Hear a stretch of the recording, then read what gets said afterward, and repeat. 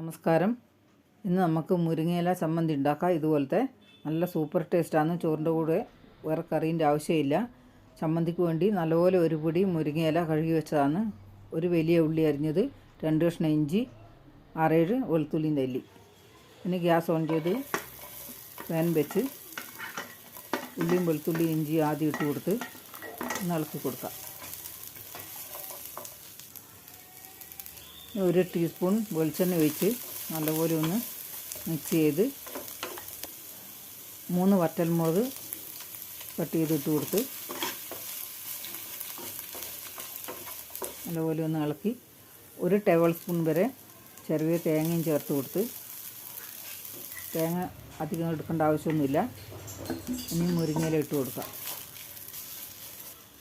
നല്ലപോലെ ഒന്ന് ഇളക്കി കൊടുത്ത് മുരിങ്ങയിലയും വാടി വന്ന്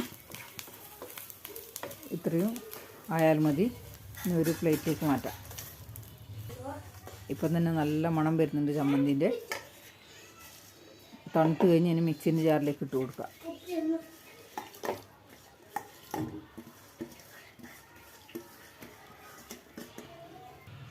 ഇനി കുറച്ച് ചെറുനാരങ്ങ നീര് ഒഴിച്ച് കൊടുക്കാം.